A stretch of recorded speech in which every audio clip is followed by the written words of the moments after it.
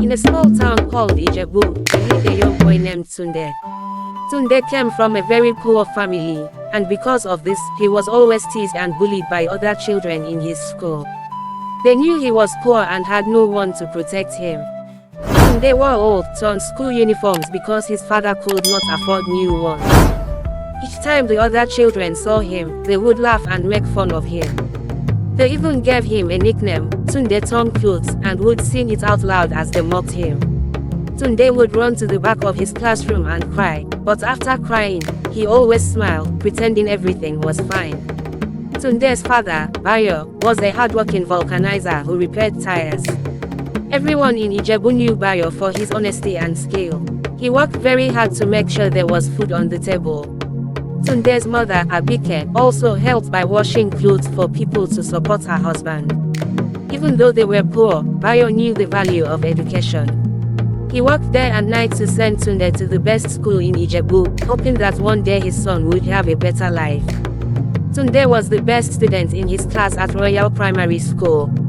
He represented the school in many competitions and always won, making his parents very proud. However, not everyone was happy about Tunde's success. There were two boys in his class, Segun and Ade, who came from rich families. They didn't care about school and spent most of their time playing and causing trouble. They thought they were better than everyone because their parents had money. The teachers often compared Segun and Ade to Tunde when they performed poorly in class. Look at Tunde, the teachers would say. He comes from a poor home, yet he does better than you. This made Segun and Ade very angry, and they began to hate Tunde even more. Tunde never told his parents about the bullying because he didn't want to make them sad. He knew how hard they worked just to send him to school, and he didn't want them to feel like they had failed him. So, he kept the pen to himself and tried to stay strong. One day, Tunde was chosen to represent his school in an international competition. As expected, he won and was nominated to take a special scholarship exam. If he passed, he would get a scholarship to study all the way to the university. Tunde and his parents were overjoyed, but Segun and Ade became jealous and angry. Tunde had a best friend named Wale. They had been friends since they were little and always played together. Wale came from an average family, so Segun and Ade did not bother him as much as they did Tunde. A few days before the scholarship exam, it rained heavily, and the ground was very muddy. During recess, most of the students went outside to play, but Tunde stayed inside to study for the upcoming exam.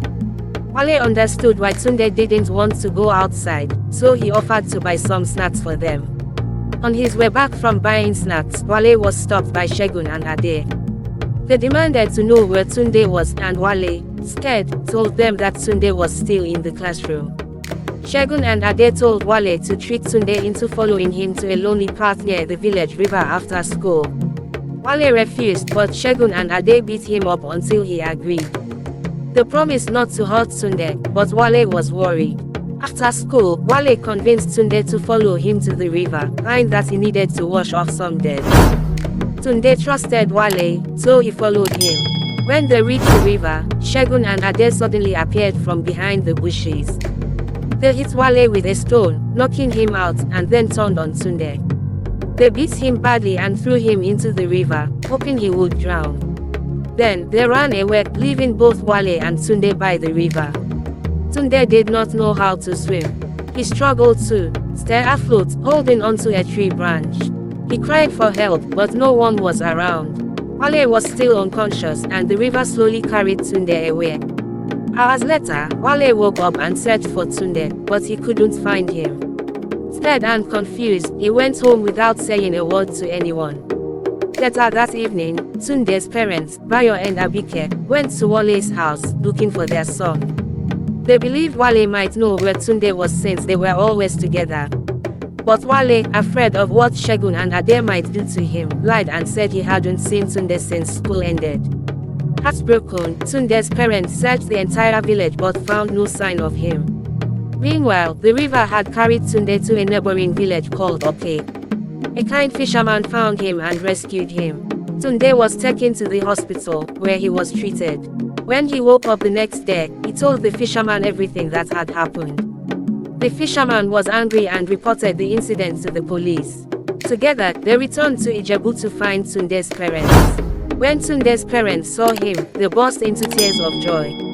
They had feared the worst but were relieved that their son was alive. The police arrested Segun and Ade for their wickedness. However, because their parents were very rich, Segun and Ade were released after just one day. Their parents argued that they were too young to be punished harshly. Life went on, and Tunde focused on his studies, determined to win the scholarship. Tunde passed the scholarship exam with flying colors and was sent to one of the best schools in the city. But to his surprise, Segun and Ade were also admitted to the same school. Their parents' wealth had secured them a place. Even in the new school, Segun and Ade continued to bully Tunde, making fun of his poor background. Tunde tried to ignore them, but their constant mocking affected his performance in school. The teachers noticed that Tunde was no longer doing well in his studies and asked him what was wrong. When Tunde explained the situation, the school decided to transfer him to another school where he could focus on his education without any distractions. Tunde was happier in his new school and performed excellently. After secondary school, he won a scholarship to study medicine at a prestigious university in London.